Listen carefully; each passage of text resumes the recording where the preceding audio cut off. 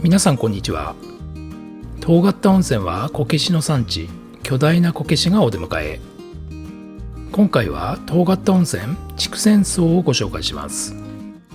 遠刈温泉の開湯は約400年前、豊富な湯量と優れた効能で神の湯として親しまれてきました。筑前荘は2010年にオープンした外資系のリゾートホテルで、温泉でありながら多数のスイートルームを有する高級ホテルです。今回は温泉露天風呂付きのスイートルームの一つに宿泊しました。この動画では筑前荘の概要、スイートルームのお部屋、自慢の大浴場と食事までフルレビューします。見どころたっぷりの動画となっていますので、ぜひチャンネル登録の上最後までじっくりとご覧ください。筑前荘の敷地はとても広く、なんと約2万坪。入り口を入って少し車を走らせて、ようやく筑前荘に到着しました。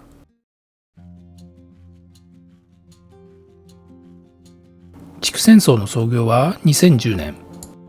100% 外資系のリゾートホテルとして遠刈温泉にオープンしました。筑前荘のコンセプトはモダンジャパニーズ。日本の伝統文化や職人の技を継承しつつ、洗練されたデザインとの調和を目指しています。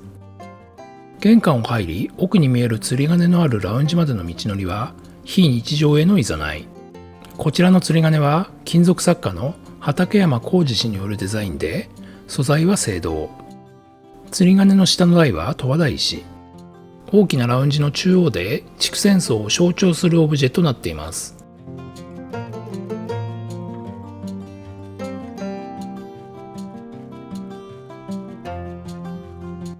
ラウンジの壁には様々な書籍や陶器、いろいろなデザインのソファーもおしゃれですよね。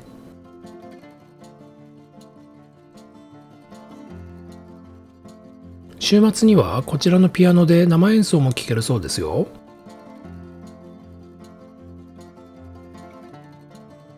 コーヒーがフリードリンクになっていました。カップやガラスもおしゃれですよね。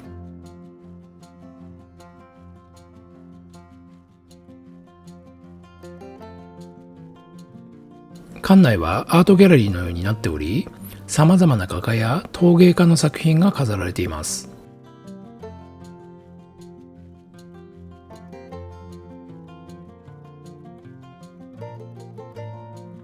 こちらは維新小地蔵。隣の川崎町にある工房で手作りされたお地蔵様です。ショップには芸術品のような、目で見て楽しめるような様々な工芸品が並んでいます。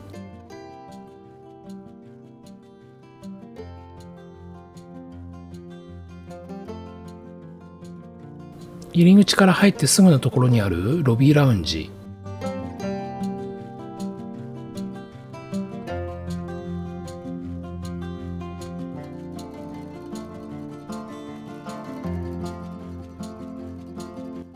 筑前荘の名前の通り、周囲は竹林に囲まれていて、館内の至るところで見ることができます。こちらはフロント。チェックインです。ロビーラウンジで座ってチェックインです。食事、大浴場、貸し切り風呂についての説明をしてもらいました。ウェルカムスイーツはチョコレートとハーブティー。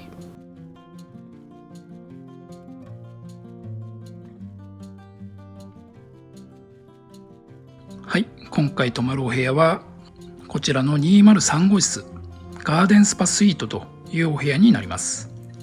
鍵はこんな感じのちょっとおしゃれな感じのね、鍵になってます。こちらのね、扉はオートロックになってますので、こんな感じで鍵を入れて開けるということになりますね。まずね、入った感じ、こんな感じになってます。かなりね、明るい感じの雰囲気になってますよね。それでスイートルームですので、とてもね、広いお部屋なんですよね。こちら側にまず手前にはね、洗面とトイレがあるんですけども、奥のそちらには洋室のリビングがあって、そしてこちら左側には和室のリビングがあって、さらに手前の左には寝室があるということになってます。まずはね、ちょっと奥の方まで行ってみたいと思います。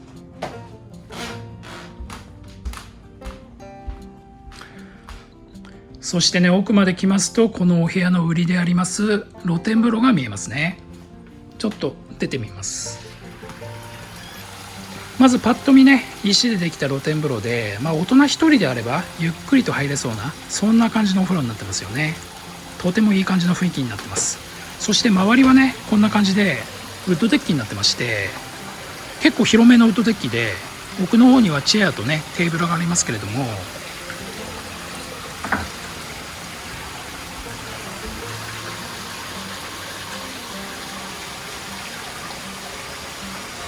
そして奥から見るとこんな感じになってます。でね、ちょっとびっくりしたんですが、ここにね実はこんな小さな小川が流れてまして、下の方の川まで行ってるのかなというふうに思いますね。で、正面にはねこんな感じで柵はありますけれども、この上はねほぼ開放されてまして、目の前にねもみじなんかがたくさん植えられてるんですよね。これなかなかね、今の時期もなかなかいいんですけども、紅葉の時期なんかは素晴らしいのかなというふうに思いますね。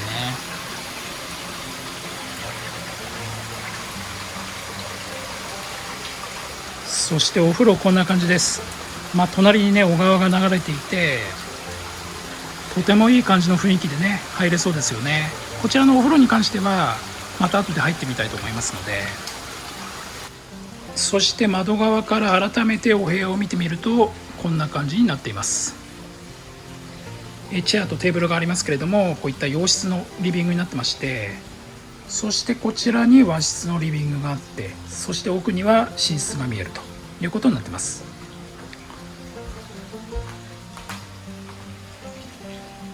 実はこちらに鏡があって、で奥に洗面があるんですけども、なんとこちらにもねこんな感じでシンクがありまして、こちらでも手を洗ったりとかそういったことができるのかなというふうに思いますね。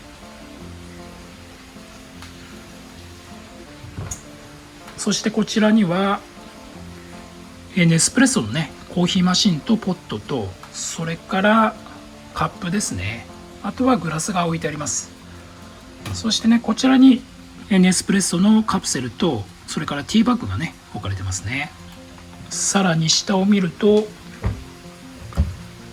冷蔵庫があります。でこちらの冷蔵庫は中に、ミネラルウォーターとかね、それからビールと、あとはソフトドリンクありますけれども、こちらは全て無料でいただけるということで、それは嬉しいですよね。そしてこちらが洗面ということになってます。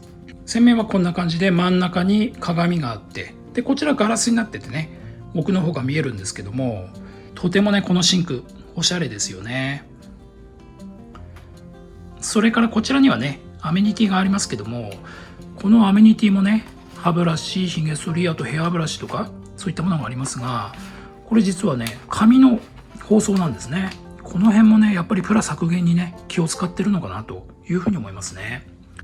そしてこちらのねシャンプー類はレンっていうブランドになってます。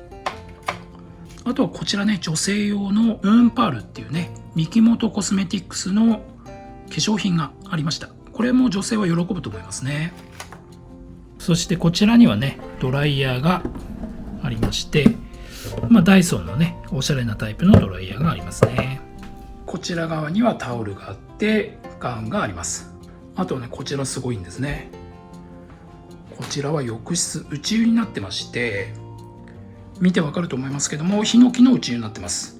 で全面がヒノキで、そして周りがこんな感じでね石になってまして、非常に何と言いますか、和とねそれから洋が融合したような、まさにモダンジャパニーズと言っていいような、そんな感じの内湯になってますよね。これもなかなか素晴らしいなというふうに思います。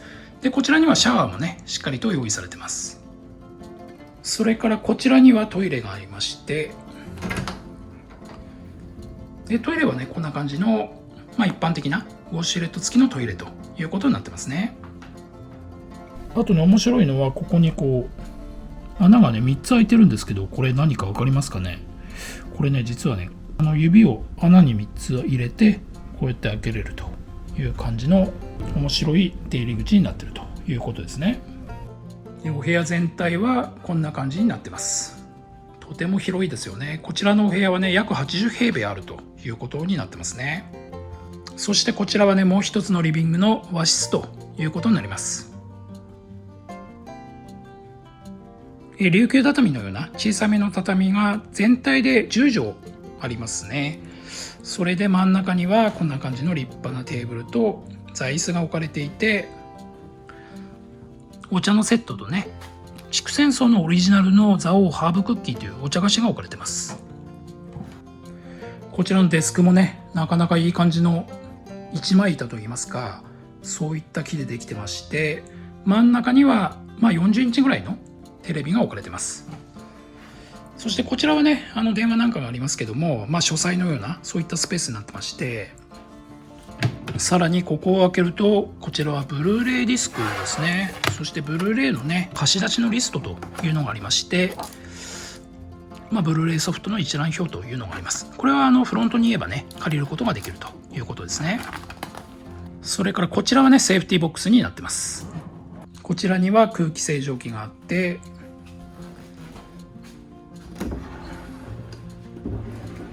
こちらからも外の景色を見ることができるということになってますね。そして奥の方には寝室が見えてます。そしてこちらの寝室も10畳ぐらいのね、和室になってまして、セミダブルぐらいの大きさのベッドが2つ置かれてますよね。そしてこのベッドはね、このマットレスはね、シモンズ製ということになってます。それからこちら側には荷物置きがありますけども、ここを開けるとね、クローゼットになってまして、ハンガーがかかってます。でこちらにはね、ランドリーバッグとかスリッパとかそういうのが置かれてますね。そしてこちらにはね、浴衣と足袋がね、置いてありますね。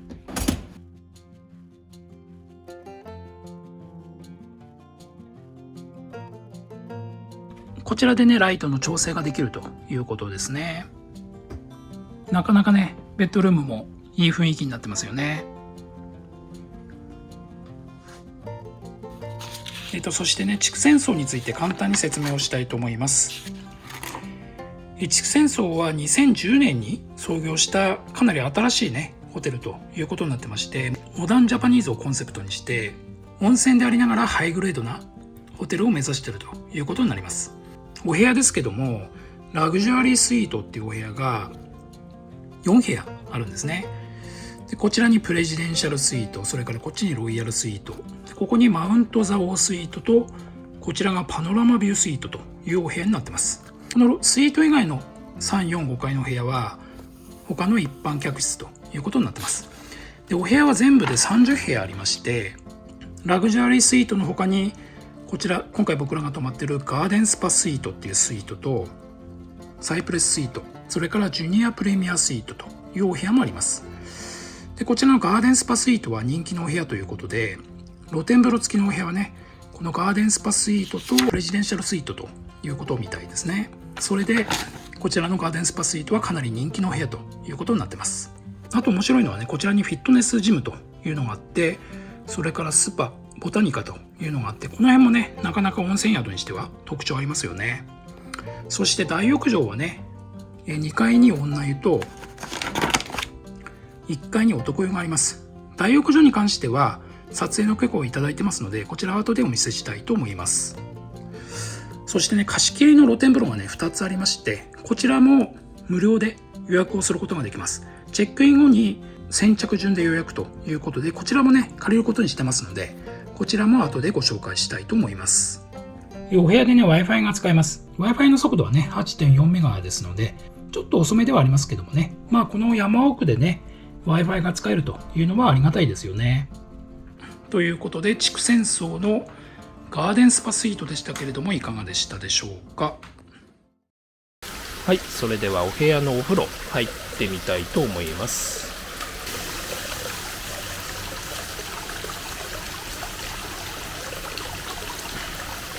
いやー、お部屋のね、露天風呂すごくいいですよね。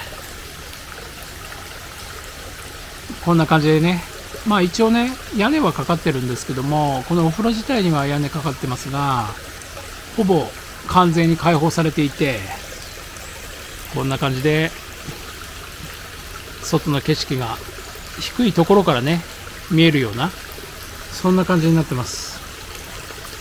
一人であればね、ゆっくりですけども、2人だとねちょっと狭いかなという感じの、石のね湯船になってまして、これは十和田石っていうね素材のすごく見た目も白っぽくて高級な感じの石が使われてますね。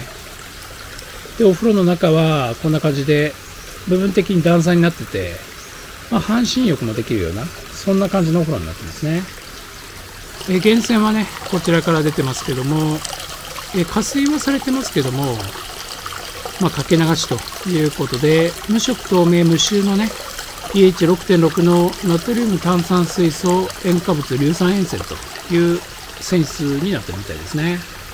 お風呂のねお湯の温度もちょうどいいぐらいに調整されていて、そしてねちょっとこう乗り出すと、下にはねこんな感じで小川が流れてるということで、この遠刈田の自然を感じながら入ることができるお風呂になってるのかなというふうに思いますね。これだけのねお風呂にお部屋で一人で入れるというのはとても贅沢感がありますよね。大浴場をご紹介します。まずは女湯、水ならの湯です。こちらが女湯の着替えのスペースですけれども、非常に新しくてね広くなってますよね。アメニティもね十分に揃ってました。化粧品はポーラの化粧品でした。洗面もピカピカですよね。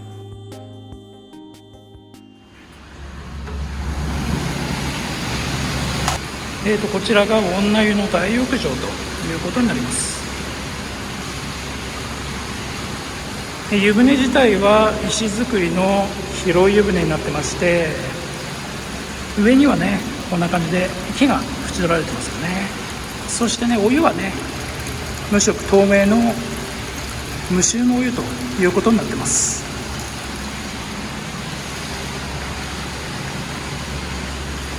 こちら側にはねチェアが置かれてますね。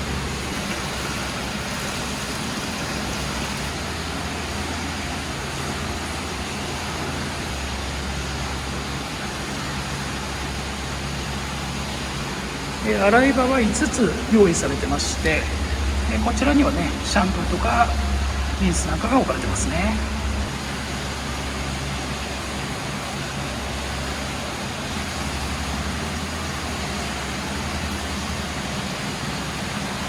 この奥にね露天風呂があるんですけれども、もうこれ内から見ただけでもすごいですよね。ちょっと行ってみたいと思います。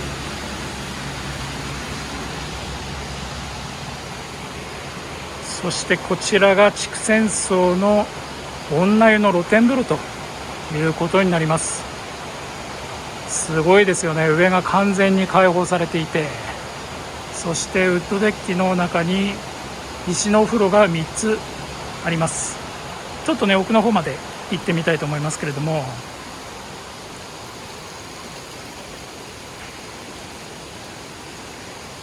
まずこれが一番奥のね湯船ということになります。石造りの湯船になってまして、こちらの方にはね湯の温度が書いてありまして、湯船ごとに湯の温度がねちょっと違うみたいなんですね。そしてさらにこちらの奥まで来ますと、下には川が見えてて、こんな感じで川が流れてます。これすごい景色ですよね。もう上までねこんな感じで完全に露天風呂になってます。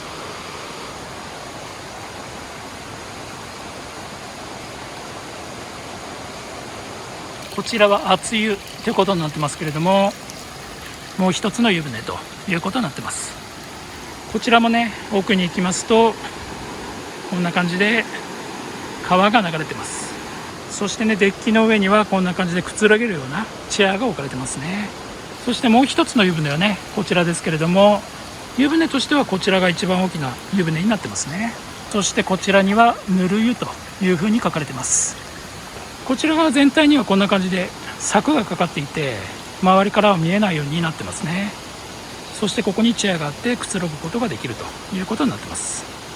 これぐらい素晴らしい露天風呂はねなかなかないんじゃないかなというふうに思いますね。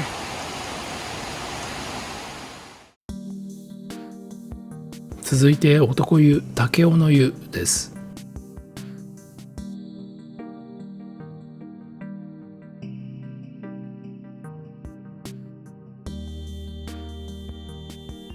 こちらが男性の脱衣スペースということになります。女性の脱衣スペースに比べるとね、ちょっと小さい感じがしますよね。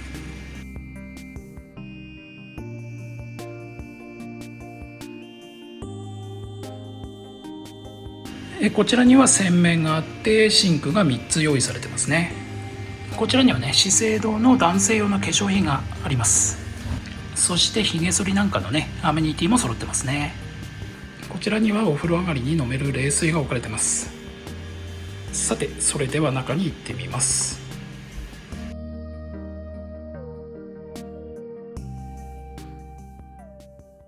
こちらが筑前荘の男性の大浴場ということになります。女性のお風呂と比べると全体の大きさはちょっと小さめな感じがしますよね。ただお風呂の湯船自体は10人ぐらい入れそうなかなり大きめの湯船にはなっています。湯船はね全体が石でできていて、やっぱりね上がこんな感じで木で縁取られていると、そんな感じの湯船になってますね。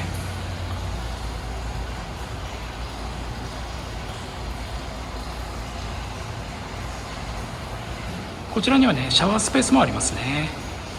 そしてこちらにはね洗い場がね全部で5つありますね。こちらはオレンジローズっていうブランドのシャンプーですかね。そういったシャンプーが置かれてますね。そして露天風呂はねこちらにありますので、ちょっと行ってみたいと思います。こちらが男性の大浴場の露天風呂ということになります。こちらもかなり雰囲気素晴らしいですよね。こちらにねこんな感じで屋根はかかってますけども、上の方にはねもみじとか広葉樹がたくさん植えられていて、こちらももみじですよね。これ紅葉の時期なんかはすごいんじゃないかなというふうに思いますね。そしてお風呂がこちらに見えています。ちょっと行ってみますね。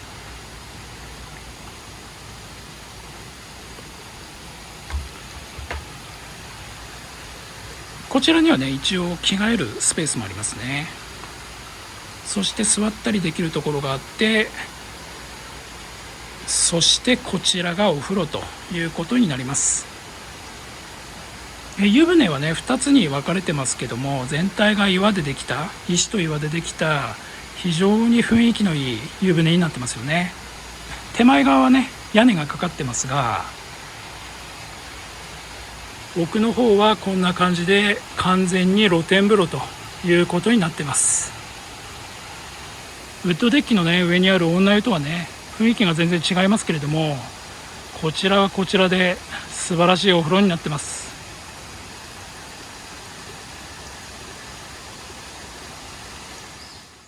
貸切風呂をご紹介します。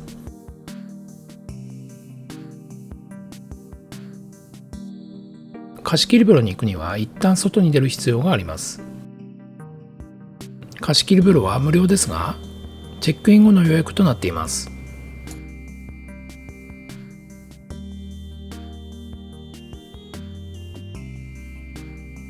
屋根が2つ見えますが、左が貸切風呂1、右が貸切風呂2となります。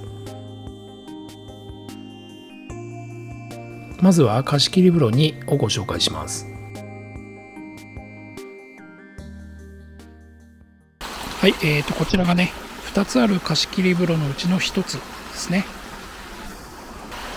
貸切風呂の2というふうに書いてます。一応ねこんな感じで着替えのスペースがありますけども、貸切風呂ですので、小さめになってますね。そしてこちらが貸切風呂ということになります。もうね奥に川が流れてて雰囲気素晴らしいですよね。ちょっと奥までね行ってみますけども、こんな感じで川が流れてますよ。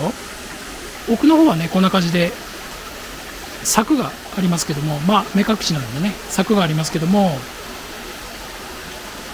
上の方はこんな感じで開放されているということですね。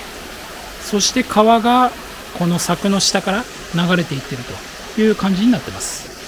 そしてお風呂は全体はこんな感じになってまして、貸し切り風呂にしてはね、かなり広いお風呂ですよね。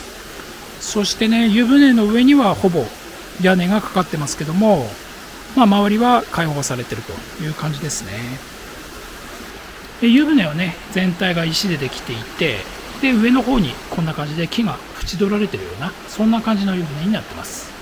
そして周りはね、全体こんな感じで木造りになってて、大きな石があったりね、そして上の方はこういった太い梁のね、木でできていて、全体の雰囲気はもうほんと素晴らしいですよね。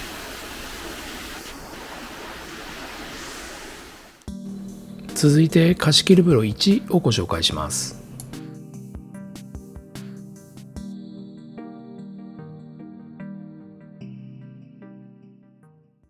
はい、こちらが筑前荘のもう一つのね、貸し切り風呂。こちらはね、朝借りましたので、朝のお風呂ということになりますね。じゃあ行ってみます。こちらがね、着替えのスペースということになりますね。やはり貸し切り風呂ですので、3つほどね、カゴが置いてあって、2、3人程度の使用を想定しているということですね。ではこちら側から行ってみます。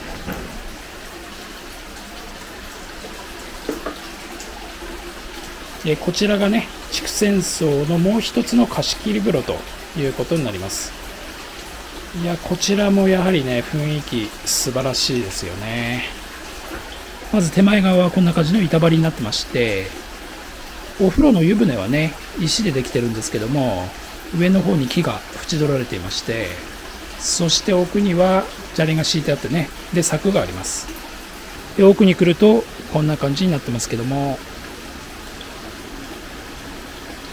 大人3、4人はね、ゆっくり入れそうなかなり広めの貸し切り風呂ということになってますよね。そして上の方は湯船の上にはね、屋根はかかってますけども、こちら側ね、柵はありますが、上の方はもうほぼ完全にね、こんな感じで開放されているという感じになります。非常に雰囲気のいいお風呂になってますよね。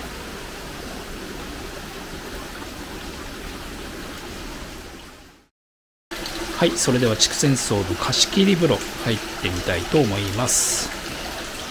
いやー、これはね、とてもいい雰囲気のお風呂ですね。湯船はね、結構深めで、こんな感じでここに段差があって、半身浴のようなそんな感じにできるようにもなってるんですけども、そちらでもね、結構深めに入れますね。そしてね、やっぱりなんといっても貸し切り風呂ですので、非常に湯船がね、大きくて、下の方は石なんですけども、上に木が縁取られていて、とても雰囲気のある湯船になってますよね。あとは上にはね、屋根はあるんですが、奥の方こんな感じで完全に開放されていて、そして柵はありますけども、上の方にね、新緑といいますかね、もう夏の時期なんですけども、緑がね、青々と見えると、非常にいい雰囲気の、森林浴も楽しめそうな、そんな感じのお風呂になってますね。源泉はね、こちらから出てますけども、無色透明のね、無臭のお湯ではありますけれども、非常に入りやすい温泉ということになってますね。これだけのお風呂をね、1人あるいは家族で入れるっていうのは非常に贅沢ですよね。こちらの貸し切り風呂はチェックイン後の予約ということになってますので、ぜひ借りてみることをお勧めしたいと思います。夕食まで時間があったので館内を散策します。こちらは食事処釜人。半個室のようなテーブル席があります。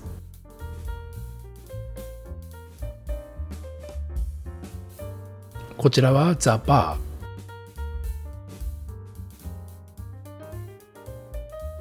一枚板のカウンターと西陣織で飾られたチェア。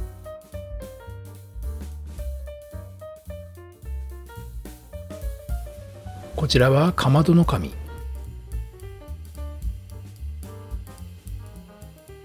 金箔葺きの天井や雰囲気のある柿渋染めの壁、仙台ダンスのワインセラーがありました。こちらは2階にあるスパボタニカ。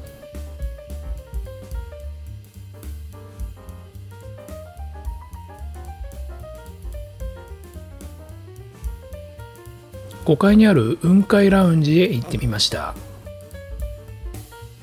スイートルームの客室の一部を開放しているラウンジとなっています。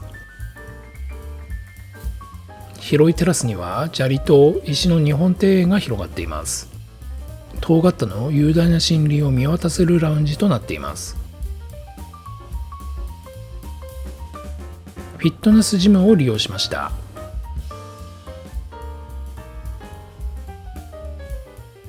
本格的なマシンが揃っています。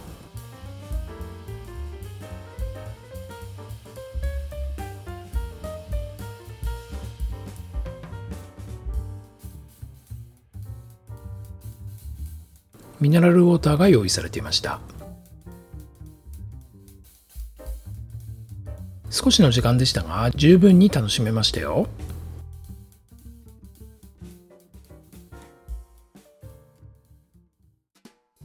では今から夕食を食べに行ってきます。夕食はカマジンのセミプライベートルームです。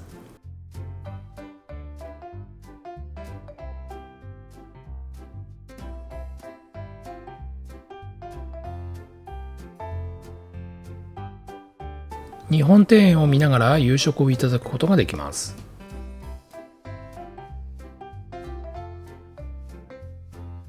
こちらは夕食会席のメニューです。こちらはドリンクメニューです。飲み物の種類は非常に豊富でした。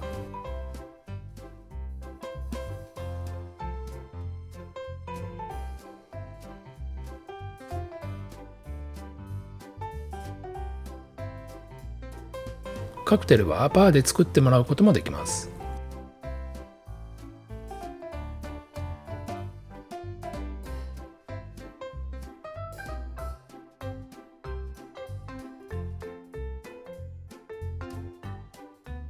料理でございます。ちょっとお寿司すごく何これすすごい。こんな高価なお寿司屋さん行ったことないよねこちらにおし右から中トロ、タイ、カンパチ、カレー、エビ、カニ、卵、そして鉄火巻き。お料理でございます。すごそうだね。お肉唐揚げと。すごいお料理。これエビフライとソーセージと天ぷら。仙台牛のお肉。あ、はい。フライドポテト、唐揚げとサラダでございます。そしてソースはエビフライとマヨネーズは唐揚げとポテトに入っていただきます。とこちらのポットにはサラダのドレッシングが入っております。これお店の名前が書いてる。カマジンって書いてる。かっこいい。すべてかっこいいわ。こちらは先付け小鉢小皿のプレート。これでも器もすごい綺麗だね。これね。すごいね。すごいね。うんなんかこんなの見たことない。この台でしょこれ。器もすごいね。ほんと綺麗。下になんか折り紙置いてあるしね。黄身そうめん、焼きナス、温度卵、青豆豆腐、カニ、グリーンピース、スモークサーモン、アボカド、クリームチーズ。このさ、ちっちゃい温泉卵みたいなやつ、これはうずらの卵を温泉卵にしたの？もしかしてすごくねこれ。そうなんだ。すごいよ。そうだね。凝ってる。黄身そうめんもすごいし、何と何が入ってるのって感じ。黄身そうめん。いただくね。卵の薄焼きかと思ったらそうじゃないよ。本当にそうめんだ。すごい。ナスも美味しい。さっぱりしてるわ。美味しそう。美味しいよ。うずらの卵の温泉卵最高だね。これはね、大好きなスモークサーモンだ。中に何入ってるの？あ、アボカドだ。美味しそう。サーモンとアボカド、間違いないね、組み合わせ。間違いないね。うん、美味しい。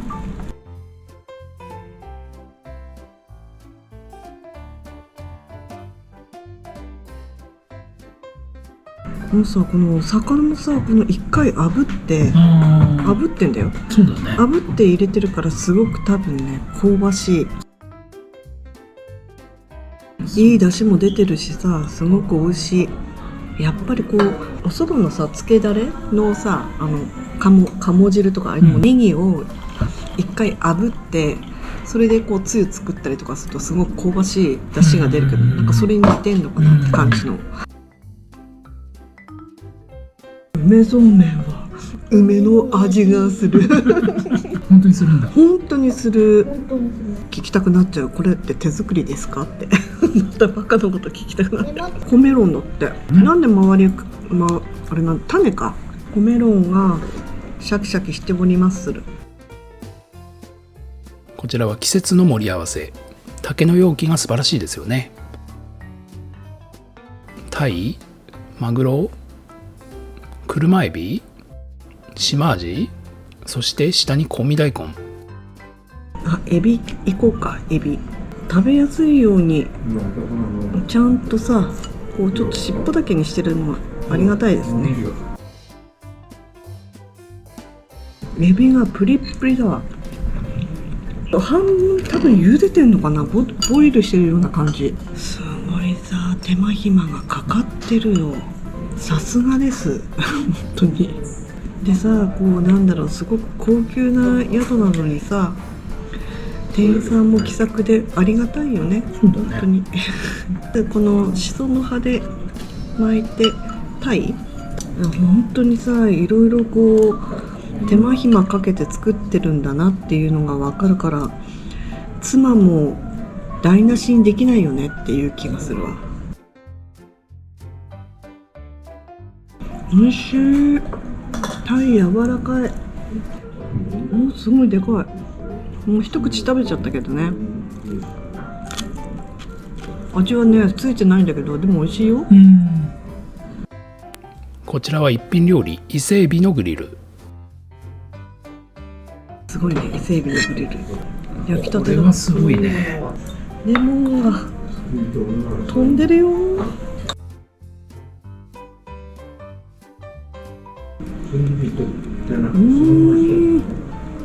食べやすいね。タルタルソースだこれは。箸でいけんじゃない、普通に。ほら、箸でいける。すごいさ、料理がとにかく丁寧だね。丁寧だね。伊勢エビも中の身もちゃんとこう切ってるんだよね。多分ただこうほぐすだけじゃなくて、さらにこう切って、一口サイズにして、それで器にのせて焼いてるって感じ。こちらは焼き物8寸。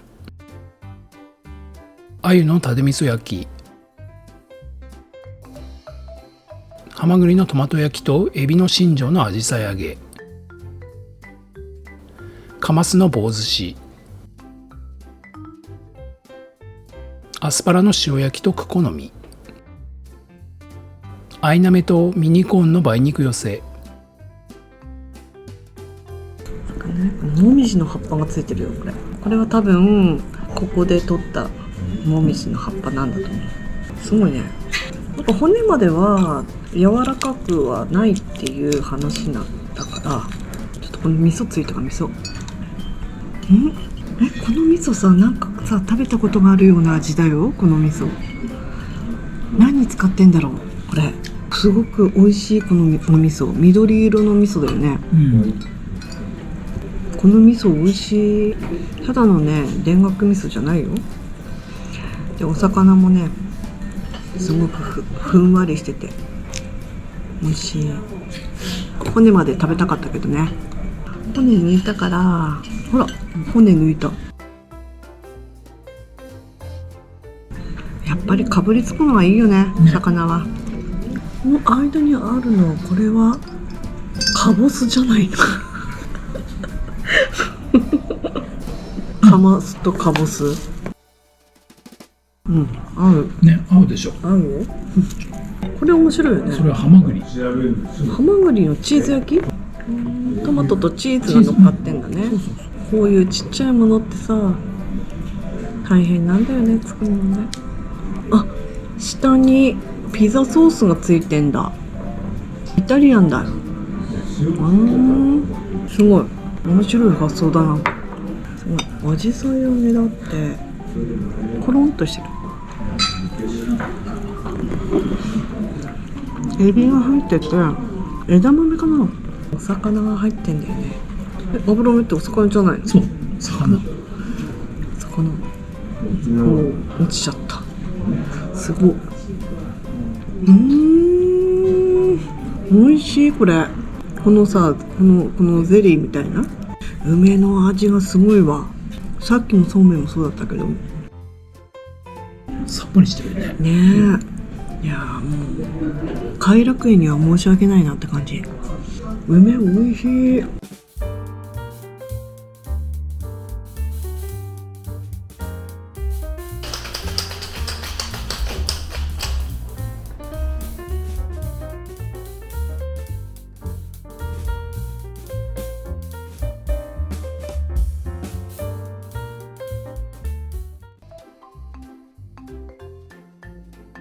仙台牛サーロインステーキ。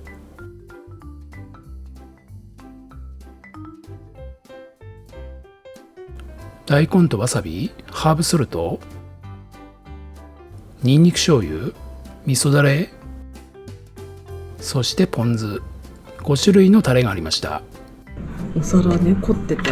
ねこのすごいわ。え、ねえ、綺麗なお皿。あれ5種類もあるよ。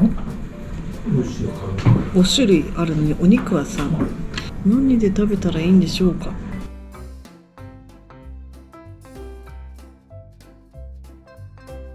でまずわさびと塩で食べてみるか。脂が乗ってるわ。すごい柔らかいよ。すごい。ニンニク醤油でいってみようかな。あんまり脂っこいの好きじゃないからね。でもこれで味噌汁で飲むと結構さっぱりするんだよ。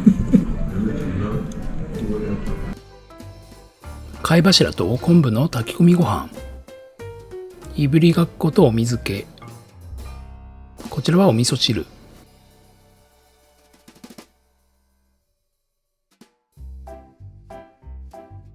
ご飯も来たからご飯も食べちゃおう。貝柱ホタテだよね。ご飯美味しい。昆布が入ってて、この肉と一緒に出してくれるところがありがたいね。デザートはライチのシャーベットとフルーツでした。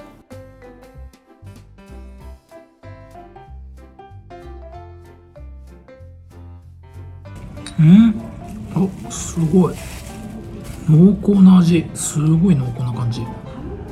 ブランボ、さくらんぼにほら生クリームがついてる。生クリーム付きのさくらんぼ。5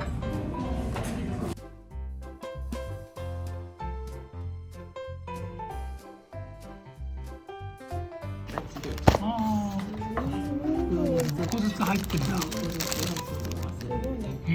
だ。すごい。夜ね、食事の間にこんな感じで布団を敷いておいてくれましたね。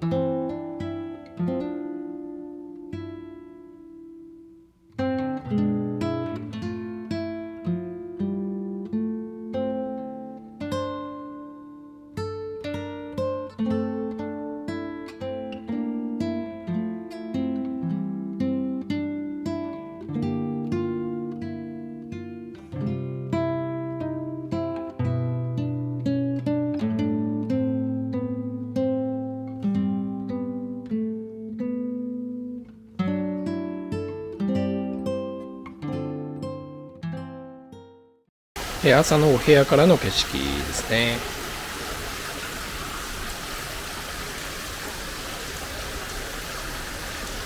今朝はねちょっと雨が降ってるんですけども、お風呂はねもちろんこんな感じでずっとお湯が張られた状態でありますし、こちらからね川が見えるというような感じになってますね。で、朝はねこんな感じで新聞がドアノブにねかけられていました。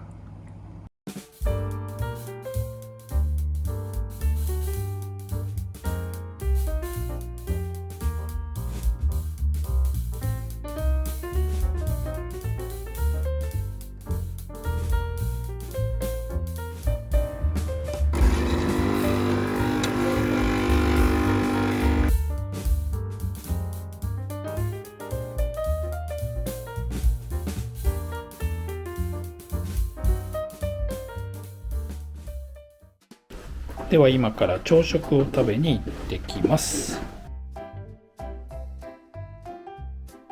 朝食も夕食と同じく釜人です。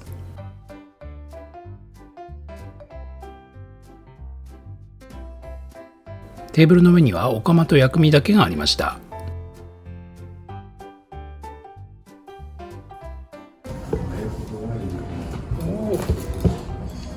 宮城県産の一目惚れね。こちらがお子様膳ですね。朝の朝食膳ですね。ハンバーグ、ベーコン、ソーセージ、あとはオムレツですね。あとはナゲットとサラダ。すごい豪華です。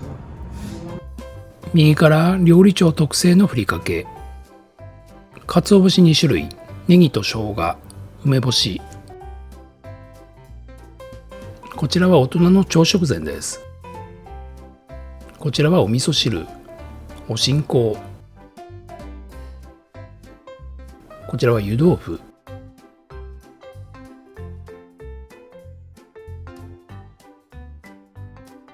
焼き鮭と海苔とだし巻き卵がありました。小鉢にはひじきや佃煮、和え物やとろろがありました。こちらはおひたし、イカの塩辛、イクラとおろし、炊き合わせ、サラダですね。海苔食べてね。こちらが炊き合わせ。器も綺麗ですよね。見た目すごく綺麗。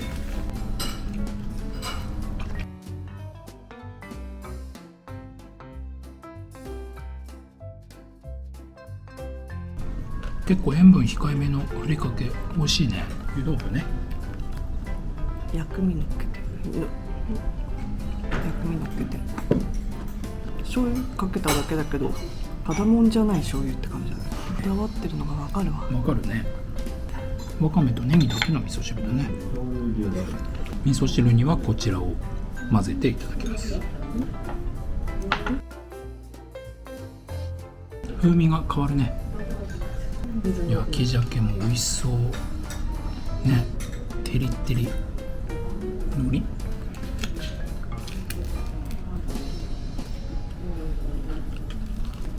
卵焼きいいですね。こちらはご飯のお供的な感じのね、イクラとおろしですね。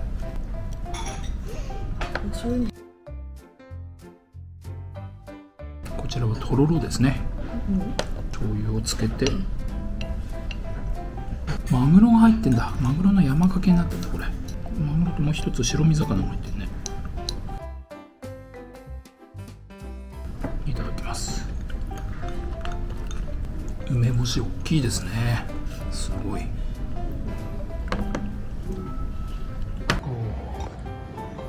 すごいすごい。なんか器もね可愛いですよね。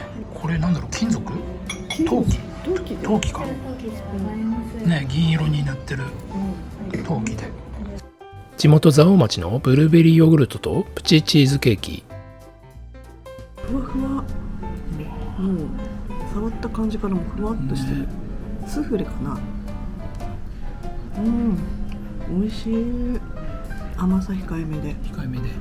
美味しい。ブルーベリー、蔵王さんだっけ。なんだっけ、このヨーグルトのこのとろっとした感じ。ブルガリアじゃなくて、ルーマニアじゃなくて。あれ、あれね。カスピ海ヨーグルト。カスピ海ヨーグルトみたいな。そうだ、カスピ海ヨーグルトみたいな感じ。とろっとしてるわ。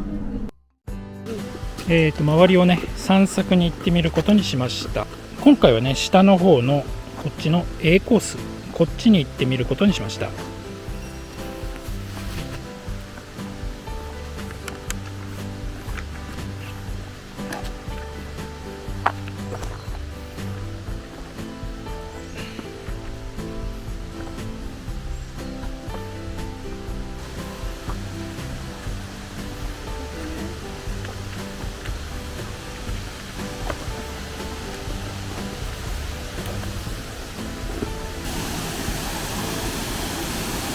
おー、すごい滝。なんかマイナスイオンたっぷりって感じ。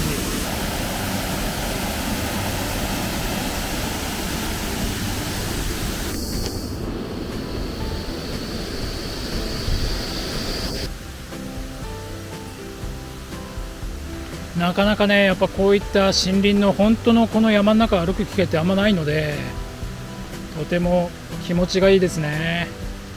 筑前荘ではねこちらの今歩いてる A コースと B コースというのがあって、 A コースの方が、実質5分から10分ぐらいで回れるコースということで手軽に行けるコースになっているということですね。今回ってるのが A コースですね。もう本当にねこんな感じで森林浴ができますね。これなかなか素晴らしいですね。ぜひ筑前荘に来て晴れてたらこの散策をねしてみるといいのかなというふうに思いますね。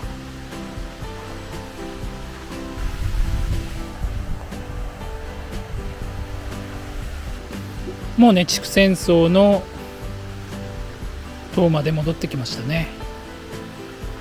こんな感じで周りに流れる小川がねとてもいい感じで流れてますよね。チェックアウトです。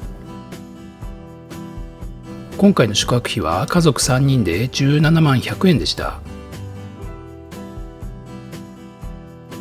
遠刈田温泉筑前荘いかがでしたか？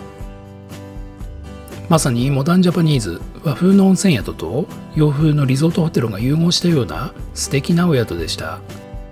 これからもいろいろな宿をご紹介してまいりますので、チャンネル登録の上引き続きご覧ください。